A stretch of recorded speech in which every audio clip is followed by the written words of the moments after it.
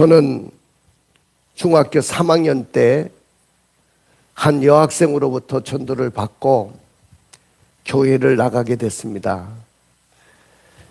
처음에 교회에 갔을 때의 그 인상은 지금도 잊을 수가 없습니다.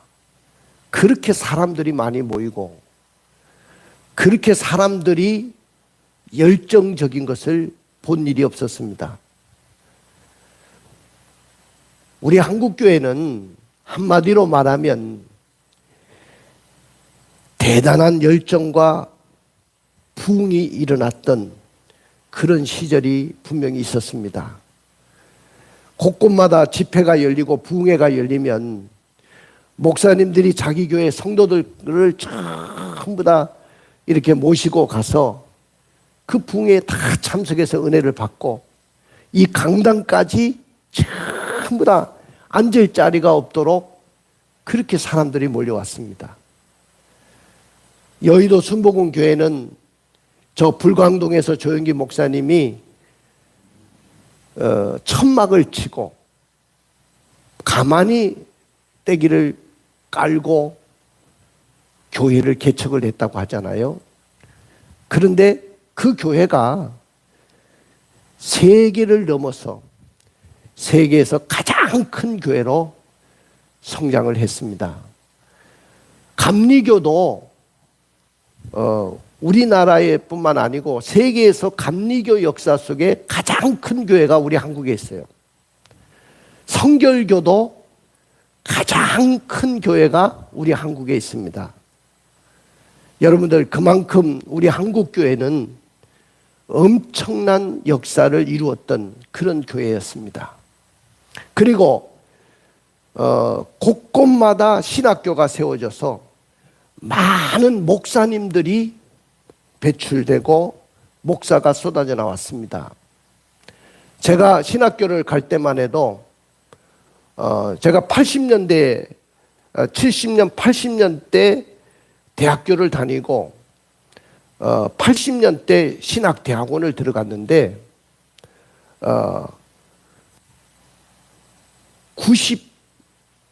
90년에 졸업을 하고 91년에 제가 목사 안수를 받았어요. 그러니까 세월이 얼마나 많이 흘렀습니까? 근데 그때만 해도 제가 신학대학원을 갈 때 5대1의 경쟁률을 뿌리치고 제가 당당하게 신학대학원에 들어갔어요. 그때 얼마나 제가 감격하고, 야, 내가 그래도 이제 한국교회를 살리고 세계교회를 살리기 위해서 내가 목회자의 길을 걷게 되는구나. 너무너무 감격했습니다. 그 정도로 한국교회는 대단했고요. 많은 선교사들이 세계 만방에 파송이 됐어요. 우리 동기들이 한 400명 정도가 그때 신학대학원을 졸업했는데, 총신에서 지금 우리 동기들이 가장 선교사가 많이 나가 있어요. 세계 만방에 우리 친구들이 안 간 곳이 없습니다. 저 러시아에도, 전쟁의 포화가 있는 우크라이나에도, 저 남미 쪽에 있는 파라과이에도, 뭐 동남아뿐만 아니고 뭐 어디든지 아프리카 지역에도, 저 중앙아시아 키르기스탄에도, 요전엔 지난 주간에는 우리 키르기스탄에서 오신 우리 친구 선교사 부부를 만나서 제가 식사로 접대하고 그랬는데, 그렇게 선교사들이 많이 파송되고 세계의 미국 다음으로 가장 강력한 영향력을 끼쳤던 교회가 한국교회였습니다. 모든 도시와 마을마다 십자가가 세워졌고, 또 많은 산상에는 수도원들이, 교회들이 전부 다 수도원과 기도원을 세워가지고 그 기도원 운동을 통해서 얼마나 많은 사람들이 하나님의 역사를 경험하고 은혜를 체험했는지 모릅니다. 그래서 많은 성도들이 집회에 참석해가지고 하나님을 만나고 은혜를 체험하고 문제를 해결받고 마음의 소원을 이루고 엄청난 기적도 경험하고 그 은혜의 힘으로 전도도 하고 또 봉사도 하고, 그래서 오늘날 이 한국교회를 이렇게 이루어 놓았던 것입니다. 밤에 비행기를 타고 저 인천공항을 내리고 김포공항을 내리게 되면 이 도시가 쫙 그 하늘에서 내려다보면 도시가 보이는데, 그 도시에 십자가의 불빛이 온 도시를 수놓고 있습니다. 그러한 한국교회의 열정과 부흥의 비결이 과연 뭘까요? 그것은 바로 영적인 부르짖는 기도와 통성 기도입니다. 여러분들, 우리 한국교회는 집회 때마다 모일 때마다 우리 주여 삼창 부르고 통성으로 기도합시다. 부르짖어 기도합시다. 이렇게 목사님들이 유도를 하면 그 기도가 정말로 우렁차고 모든 사람들에게 정말로 감동을 주고 도전을 줄 만큼 뜨거운 기도가 집회 때마다, 예배 때마다, 기도원 부흥회 때마다 막 그 기도가 울려 퍼졌습니다. 그래서 많은 그 세계 많은 지도자들, 종교 지도자들이 도대체 한국교회는 어떻게 해서 그렇게 부흥되는지, 그 부흥의 비결을 좀 우리가 배워야 되겠다. 그러고 많은 그 세계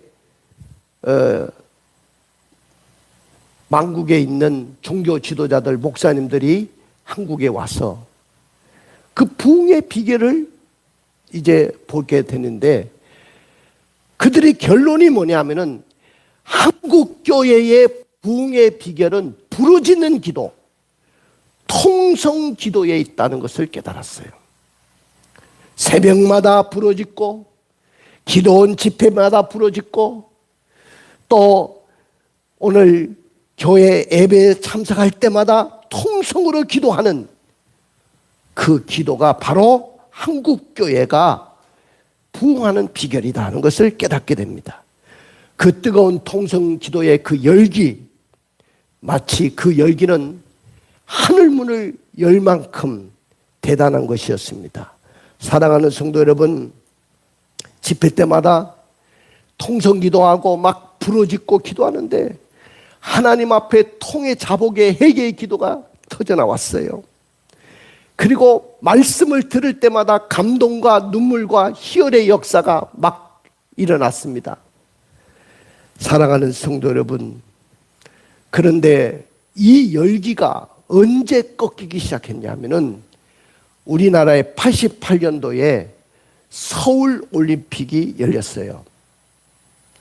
그 서울 올림픽은 정말로 우리나라로서는 최고의 축제고 최고의 축복이었습니다. 세계 올림픽을 연 나라가 얼마나 됩니까? 거의 많지가 않아요. 그런데 우리나라는 세계 모든 사람들을 서울 장안에 모아놓고 올림픽을 개최했고, 그 88 올림픽은 정말로 세계 어느 나라보다도 성공적으로 끝나게 됩니다. 그때부터 우리나라는 엄청난 경제적인 성장과 엄청난 발전을 하게 되죠. 그러면서 우리나라는 지금 선진국의 반열에 들어가 있어요.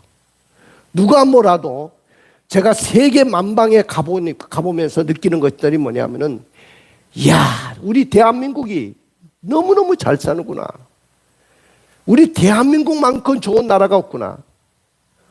공항에서부터 여러분들 벌써 차이가 나요. 우리 인천공항이라는 이 공항은 엄청납니다. 저런 공항이 세계에 없습니다. 그 정도로 공항에서부터 압도를 하는 거죠. 그 정도로 잘 삽니다. 중요한 것은 우리는 이제 먹고 사는 것 걱정하지 않아도 되고 사는 것 걱정하지 않아도 되는데, 중요한 것은 신앙적으로는 완전히 그때부터 추락의 길을 걷고 있다는 거죠. 그래서 모든 사람들이 하나님을 의지하려는 그 열정과 믿음을 다 잃어버렸어요. 신앙을 다 잃어버렸어요. 회개를 잃어버리고 통성 기도를 잃어버리고 부르짖는 기도를 잊어버렸어요. 옛날보다 훨씬 잘 살고, 내가 어릴 때 정말로 하루 벌어서 하루 먹기 살기 힘든 그 어려운 시절을 지냈지만은 저희 어머니도 보면은 그렇게 매일 밤을 교회당을 찾아가셔서 밤을 지새우면서 예배당에서 사시면서 그렇게 기도하시다가 가셨어요. 근데 오늘날 그런 성도들이 있습니까? 정말로 목숨을 걸고 열정적으로 하나님 앞에 부르짖고 하나님 앞에 은혜를 사모하는 성도들이 있습니까? 대부분의 예배에 가보면, 내가 어느 교회든지 가보면 예배가 너무 조용합니다.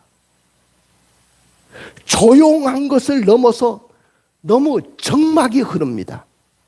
많은 성도들이 예배 시간에 졸거나 공상에 빠져 있습니다. 예배가 끝나면 그들은 다시 평범한 일상의 삶으로 돌아갑니다. 예배를 드릴 때나 예배를 마치고 난 후에 그들의 얼굴에 보면 수심이 가득 차 있습니다.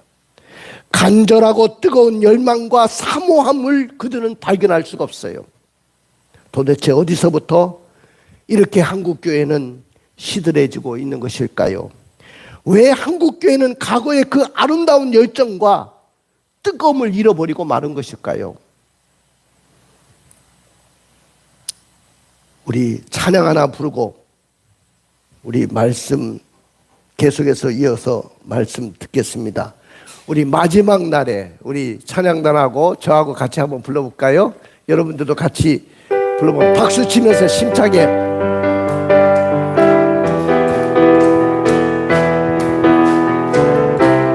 마지막 날에, 마지막 날에, 마지막 날에 내가 나의 영으로 모든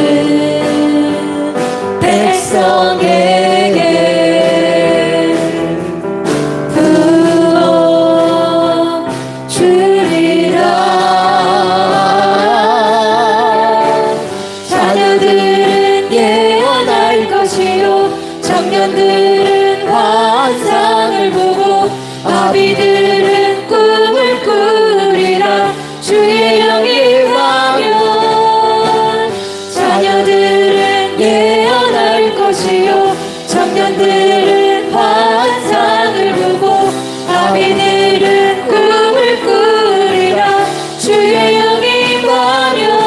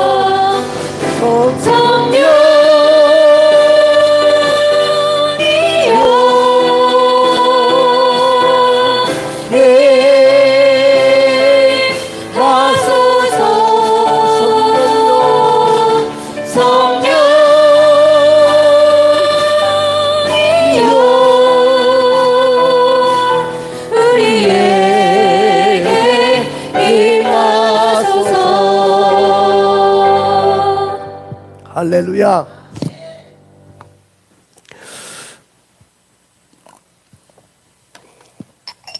오늘 본문에 보니까 하나님께서 선지자 예레미야를 통해서 하신 말씀이 있습니다.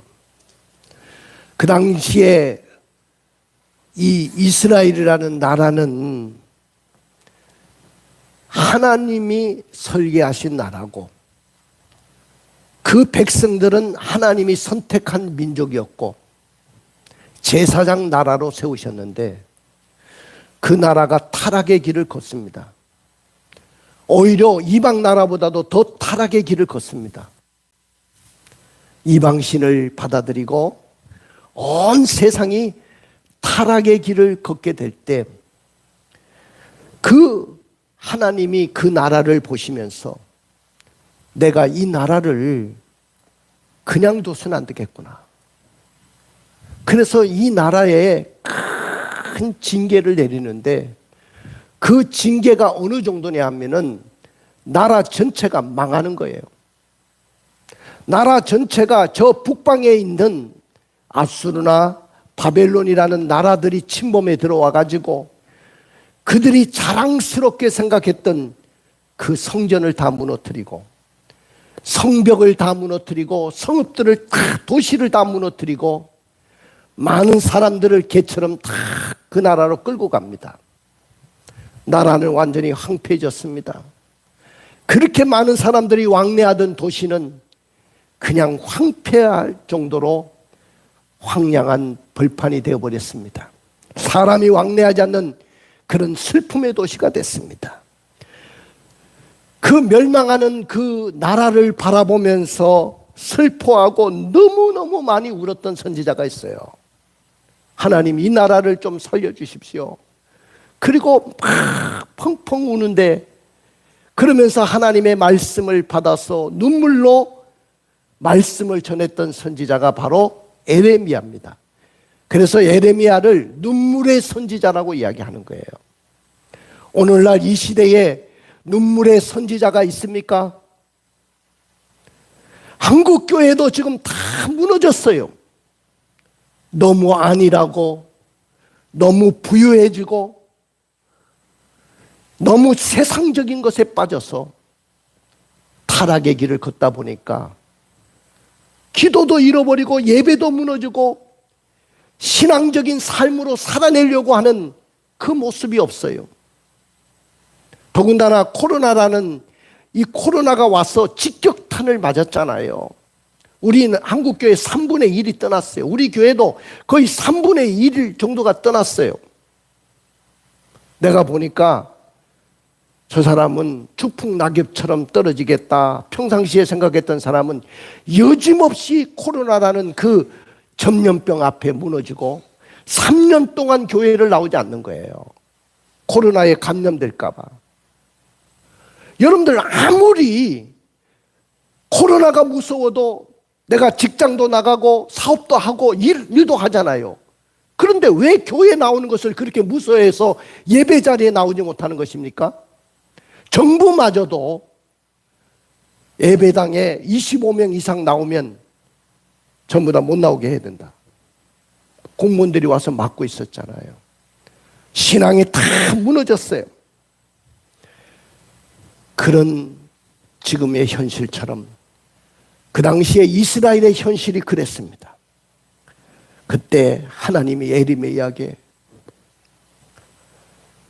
너는 내게 부르짖으라. 내가 너에게 응답할 것이고 네가 알지 못하는 크고 비밀한 일을 내가 보여주겠다. 하나님이 기도의 응답뿐만 아니고 하나님이 놀라운 은총을 네가 알지 못하는 크고 비밀한 영적인 일까지도 내가 너에게 보여주겠다고 말씀하셨어요. 그런데 그 응답의 조건이 뭐냐면은 바로 내게 와서 부르짖으라는 거예요. 부르짖는 기도가 필요하다는 거예요. 사랑하는 성도 여러분, 아무리 암울한 상황이고 아무리 힘든 상황일지라도 여러분들의 삶이 답답한 환경 속에 있고 가정적으로나 국가적으로나 여러분의 삶이 팍팍하고 힘들지라도 하나님 앞에 정말로 축복의 삶을 살기를 원하십니까? 부르짖는 기도를 좀 하십시오. 부르짖는 기도는 성경의 명령입니다. 해도 되고 안 해도 되는 것이 아니고 성경의 명령입니다. 한국교회 부흥의 요인이었어요. 한국교회가 부흥할 수 있었던 것은 한국교회가 부르짖는 기도가 있었기 때문입니다. 저 산상에도 여러분, 저 삼각산에 가면 얼마나, 저 청계산에 가면 얼마나 많은 주의 종들이, 성도들이 그 산상에 와서 부르짖는지 몰라요. 그런데 지금은 산에 올라가는 사람도 없고 기도원도 텅텅 비었고 관리할 수도 없을 정도로 황폐해져 있습니다. 사랑하는 성도 여러분, 왜 하나님은 우리에게 기도할 때 부르짖어 기도하라고 말씀했을까요? 그냥 조용하게 묵상 기도, 뭐 이렇게 눈을 지그시 감고 조용하게 기도할 수도 있는데 왜 부르짖는 기도를 하라고 했을까요? 왜 부르짖으라고 했을까요? 한국교회가 부흥의 그 요인인 그 부흥을 멈춘 가장 큰 이유가 뭐라고 생각하십니까? 그래서 오늘 저의 설교 제목을 이렇게 잡았어요. 따라해 봅시다. 부르짖는 기도는 성경의 명령이다. 여러분들 뭐요? 부르짖는 기도는 성경의 명령입니다. 해도 되고 안 해도 되는 것이 아니고 반드시 부르짖어야 된다는 거예요. 힘들고 어렵고 답답한 일이 있으면 하나님 도와주세요. 이렇게 해서 될까요? 정말로 답답한 일이 있으면 하나님, 내가 죽게 생겼어요. 도와주십시오. 응답해 주십시오. 이렇게 기도할 거 아닙니까? 사랑하는 성도 여러분, 그러나 많은 사람들은 부르짖는 기도를 하지 않습니다. 부르짖지는 않습니다. 왜 부르짖지 않을까요? 왜 부르짖는 기도를 하지 않는 것일까요? 그것은 하나님을 간절히 구하지 않기 때문에 그래요. 뭐 하지 않기 때문이다? 하나님을 간절히 구하지 않기 때문입니다. 자, 우리 에레미야 33장 3절을 읽어볼까요? 너는 내게 부르짖으라. 내가 내게 응답하겠고 내가 알지 못하는 크고 은밀한 일을 내게 보이리라. 자, 오늘 여기 에레미야에게 뭐라고 이야기하죠? 너는 내게 부르짖으라. 따라해 봅시다. 너는 내게 부르짖으라. 너는 내게 부르짖으라고 분명히 말씀했고, 부르짖을 때 내가 내게 응답하겠고 네가 알지 못하는 크고 은밀한 일까지도 내게 보여주겠다는 거예요. 오늘날 많은 사람들은 하나님을 간절히 찾지를 않아요. 그냥 하나님을 찾는 정도가 내가 필요할 때만, 내가 정말로 필요할 때만 하나님을 간절히 찾고, 그리고 가장 여러분들의 기도의 제목의 우선순위가 뭐예요? 당장 내 발에 불이 떨어진 이 사업의 문제, 주님 사업을 좀 일으켜 주십시오. 당장 내 삶 속에 어려움이 닥친 이 질병의 문제, 주님 내가 죽게 생겼습니다. 내가 병원에 갔더니 6개월밖에 못 산다고 하네요. 어떻게 하면 좋겠습니까? 당장 여러분들의 삶의 물질의 문제, 하나님 내 통장의 잔고가 텅텅 비어 있어요. 어떻게 하면 좋습니까? 나의 자녀들 어떻게 하면 좋습니까? 그러니까 우리는 기도할 때 항상 우선순위가 뭐냐면 나예요. 나의 중심적인 기도밖에 없어요. 전부 다 대부분의 여러분들 기도를 들어보면 다 자기들 기도밖에 없어요. 내가 그런 기도 하지 말라는 거 아니에요. 그런데 우리 한국교회는 막달라 마리아가 그렇게 많대요. 왜? 교회에 오면 그냥 막 달라고 하는 거야. 막 달라. 줄랍니까? 안 줄랍니까? 막 주십시오. 그런데 중요한 것은 여러분의 기도의 우선순위는 하나님이 돼야 될 줄로 믿습니다. 하나님을 간절히 원해야 됩니다. 할렐루야. 어떤 기도보다도 중요하고 어떤 기도보다 아름다운 기도는 하나님을 구하는 기도예요. 나는 하나님이 필요합니다. 내 인생의 전부는 하나님입니다. 나에게 오시옵소서. 내가 하나님과 더불어 내 인생에 그 하나님과 더불어 나는 살겠습니다. 나와 동행해 주십시오. 여러분들 가장 여러분들이 필요한 것이 뭐예요? 하나님이 필요한 것이 돼. 하나님이 내 인생에 필요하다고 기도해야 되는데 다 보면 나의 중심이에요. 나는 오늘 여러분들이 정말로 하나님은 모든 아름다움과 풍성함의 근원이시기 때문에 그 하나님을 여러분들이 알고 경험하고 그 임재를 느끼고 하나님의 은혜를 받으면 세상에 그 문제고 그거 아무것도 아니에요. 믿으십니까? 무엇을 먹을까 무엇을 마실까 염려하지 말라. 이것은 다 이방인들이 구하는 것이라. 공중에 나는 새들을 봐라. 그들이 심지도 않고 거두지도 않고 모아들이지도 않지만은 하나님이 다 먹이시지 않느냐. 공중에 날아가는 새들을 보면서 주님이 그렇게 말씀하셨어요. 실제로 보니까 아무리 가뭄의 때라도 새들이 굶어 죽었다는 소리를 못 들어봤어요. 하나님이 그들을 다 먹이신대요. 하물며 너일까 보냐 믿음이 적은 자들아, 무엇을 먹을까 무엇을 마실까 염려하지 마라. 다 들이 구하는 것이라. 또 무엇을 입을까 염려하지 마라. 저 들에 있는 풀들을 봐라. 들의 백합화를 봐라. 심지도 않고 길쌈도 하지 않는데 하나님이 다 입히지 않느냐. 솔로몬의 그 큰 영광도 이 꽃 하나만 갖지 않느니라. 할렐루야. 먼저 그의 나라와 그의 의를 구하라. 그리하면 이 모든 것을 너에게 더하시리라. 오늘 여러분들 왜 우리가 부르짖는 기도를 하지 못하느냐 하면은 다 내 중심의 기도밖에 없기 때문에 그래요. 하나님을 간절히 구하지 않기 때문인 줄로 믿습니다.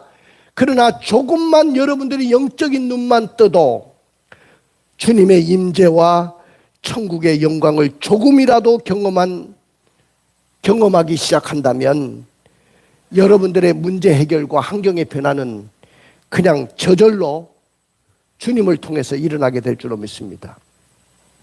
내가 과일을 먹고 싶은데 과일을 먹고 싶으면 그 과일 나무에게 가야 되는데 그 과일 나무에 가서 하나씩 과일을 따서 먹을 수도 있고요. 아예 통째로 과일 나무를 내가 내 소유로 만들 수도 있는 것입니다. 과일 나무를 내가 통째로 내 것을 만들어 버리면 하나하나 따먹을 필요 없어요. 다 전체가 앞으로 달리는 모든 것이 다 내 것이 되는 거야. 마찬가지로 여러분들이 주님을 여러분의 인생의 주인으로 모시고 주님과 동행하고 주님과 함께하면, 간절히 그 주님을 구하면 이 모든 것, 이 세상에 여러분들의 필요한 것들은 다 그분이 해결해 주실 줄로 믿습니다. 많은 사람들이 현실의 문제만 구하는데 하나님 자신을 찾는 그 간절함이 없기 때문에 부르짖지를 못하는 거예요. 하나님, 제가요 지금 급한 것이 얼마나 많은데 당장 사업의 문제가 급하고요, 물질의 문제가 급하고요, 내가 병원에 갔더니 6개월밖에 못 산대요. 내가 살아나야 되지 않습니까? 또 내가 앞으로 좋은 결혼 배우자도 만나야 되지 않습니까? 그리고 가정의 문제, 자녀의 문제, 너무 기도할 것이 많습니다. 내가 하나님을 찾는다는 건 생각해 보지도 못했습니다. 사랑하는 성도 여러분, 하나님은요 우리가 영혼의 눈을 뜨고 주의 임재와 영광을 경험하기를 하나님은 원하십니다. 그래서 우리가 하나님의 영광과 주의 역사를 경험하기 위해서라면 부르짖으라고 했어요. 부르짖는 기도를 하기를 원하셔요. 여러분들 성경에 보면 하나님은요 나의 왕이 되시는 분이에요. 왕 되신 하나님이신 줄로 믿습니다.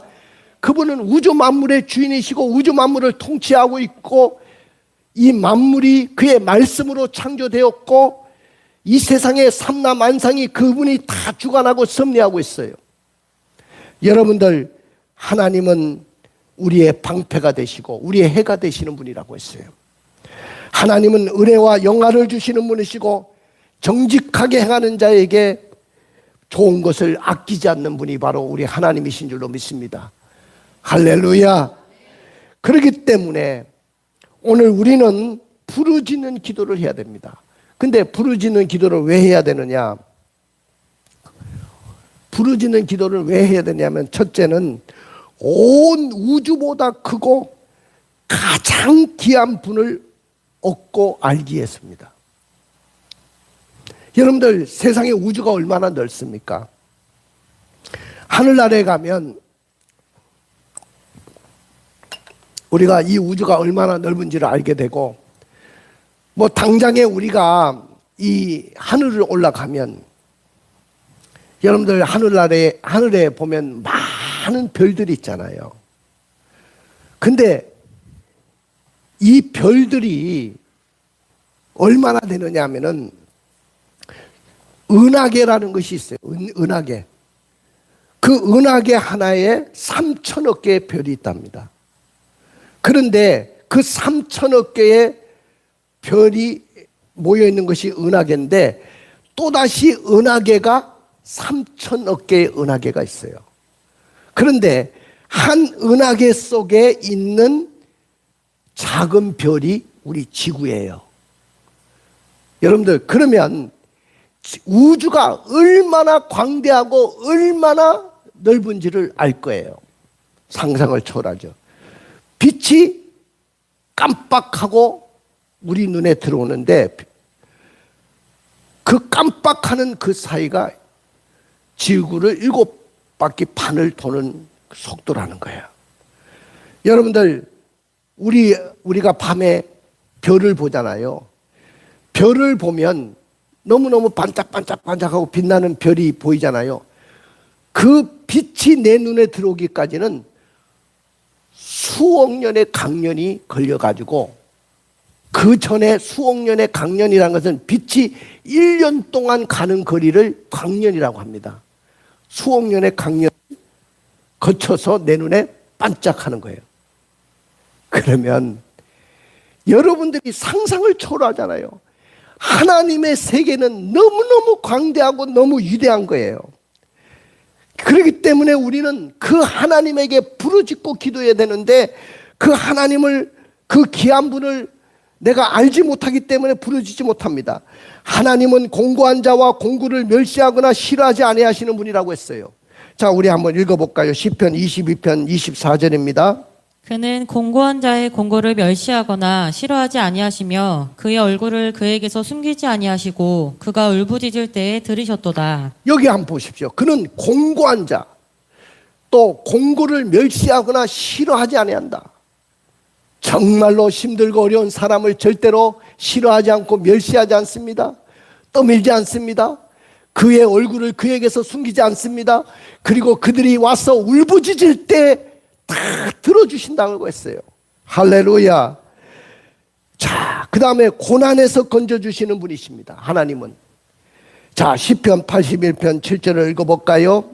내가 고난 중에 부르짖음에 내가 너를 건졌고 우레소리의 은밀한 곳에서 내게 응답하며 무리바 물가에서 너를 시험하였도다. 내가 고난 중에 부르짖음에 내가 너를 건졌다고 했어요.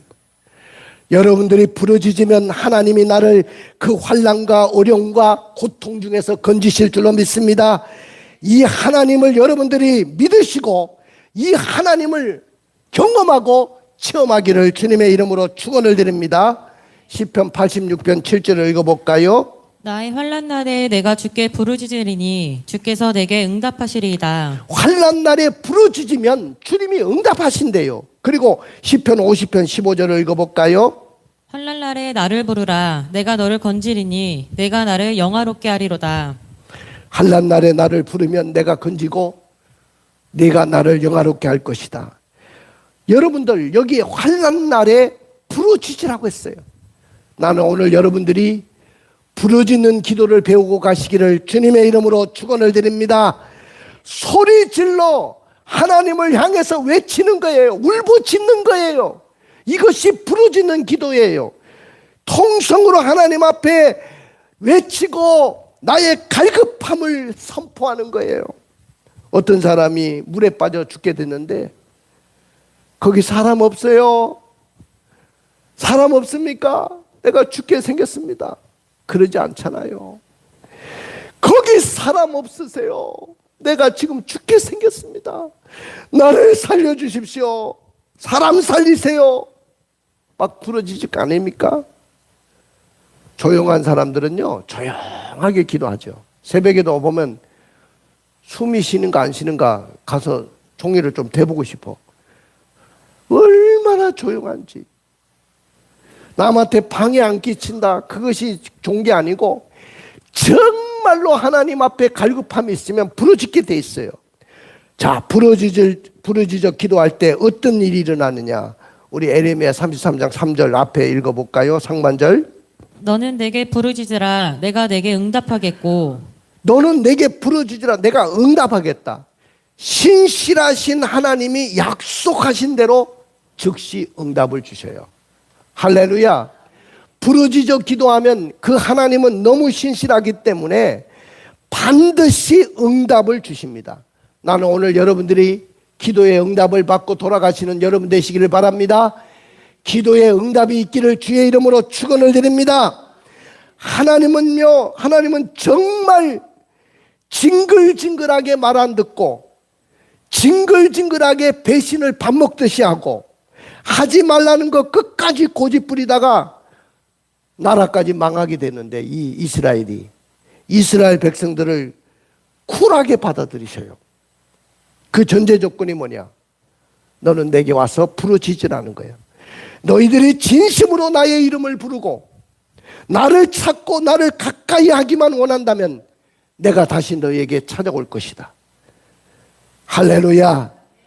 우리 하나님은 너무나도 멋지고 멋진 분이에요. 세상에 어디 그런 분이 있겠어요? 어디서 세상에서 그런 사람을 만날 수 있겠습니까? 부모도 부부도 자녀도 돈도 세상 어떤 것도 하나님과 같이 만족을 줄 수가 없어요. 그 다음에 우리가 부르짖어 기도하면 마지막으로 크고 은밀한 일을 보여주시겠다고 했어요. 뭐라요? 크고 은밀한 일을 보여주겠다.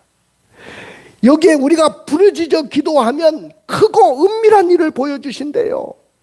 그러면 더 나가서 크고 은밀한 일이 무엇입니까? 그 크고 은밀한 일이 무엇인지는 2절에 나와요. 2절을 읽어봐요. 이를 행하시는 여호와 그것을 만들며 성취하시는 여호와 그의 이름을 여호와라 하는 이가 이와 같이 이르시도다. 여러분들 모든 역사와 모든 일은 다 순서가 있고 과정이 있는 거예요. 또 그 과정 속에서 결과가 나타나는 거예요. 하나님이 역사를 운행하고 우리의 사건을 이렇게 이끌어 가실 때 하나님은 일을 행하시는 여호와예요. 할렐루야. 그것을 만들어 성취까지 하는 여호와예요. 그의 이름이 여호와라고 하셨어요. 그러니까 오늘 하나님은 어떤 일을 계획하시는데 일을 행하시고 그것을 만들어 성취하시는 분이 바로 하나님이신데 원인과 과정과 결과가 다 하나님의 손에 있어요. 그런데 우리가 부르짖고 기도하면 그 하나님의 계획이 하나님이 그 일을 성취하시는 모든 과정들이 그 비밀이 크고 비밀한 일들이 부르짖고 기도하는 사람에게는 다 보여주신다는 거예요. 할렐루야. 크고 은밀한 일이 뭡니까? 그건 비밀이에요. 비밀은 아무에게나 보여주지 않잖아요. 비밀을 아무에게나 보여줘요? 아니잖아. 비밀은 정말로 이 비밀을 보여줄 만한 사람에게 보여주는데 울고 부르짖고 통성으로 부르짖고 기도하는 그 사람에게 크고 은밀한 일을 보여주고 하나님의 계획을 보여주신다는 거예요. 기도하면 하나님의 계획이 다 보여집니다. 하나님이 일하시는 그 과정과 그 계획들이 다 보여주고 또 성취하는 마지막 결과가 어떻게 될 것까지도 다 보여주셔요. 그러므로 우리는 오늘부터 부르짖어 기도하기를 결단하기를 주님의 이름으로 축원을 드립니다. 부르짖어 기도하면 크고 비밀한 일, 심판의 무서움을 알게 되고 은혜와 구원의 확신을 갖게 되고 천국의 소망을 우리가 누리게 되는 이런 놀라운 역사들을 경험하게 됩니다. 나는 오늘 부러지는 기도를 통해서 이렇게 축복을 누리며 살아가는 저와 여러분들이 되기를 주님의 이름으로 축복합니다. 그리고 오늘부터 우리는 부르짖어 기도하려는 결단을 가지십시다. 나는 앞으로 은퇴하기 전까지요, 우리 교회 분명히 살려놓고, 우리 교회가 얼마나 역사가 많았던 교회예요. 얼마나 부흥을 경험했던 교회입니까? 코로나 이후에 이렇게 무너질 줄은 몰랐어요. 그런데 다시 저는요, 하나님 앞에, 하나님 도대체 뭡니까? 이랬더니 이 한국교회를 놓고 막 울고 기도했더니 하나님이 다시 부르짖는 기도, 통성기도를 회복하라는 거예요. 내한테 통성기도, 통성기도를 회복해라. 부르짖는 기도를 회복해라. 오늘 이 기도가 여러분들 있기를 원합니다. 가슴에 손을 얹고 눈을 감아 보십시오. 우리 찬양단 올라와 주시고요. 사랑하는 성도 여러분, 여러분들이 부르짖는 기도를 하게 되면 고통스럽고 절망적인 상황 속에서도 기도의 응답을 반드시 받게 될 것입니다. 그리고 크고 은밀한 비밀들이 하나님을 통해서 보여질 것입니다. 여러분들이 축복의 주인공이 되고 역전의 주인공이 되기를 원합니까? 오늘 결단하시고 부르짖어 기도하기를 원합니다. 우리 한국교회도 부르짖어 기도하면 한국교회는 회복될 것입니다. 오늘 우리가 부르짖어 기도해서 하나님을 만나는 은총과 약속을 받기로 결단합시다. 절망적인 상황 속에서도 전심으로 부르짖어 기도함으로 하나님을 찾기로 결단합시다.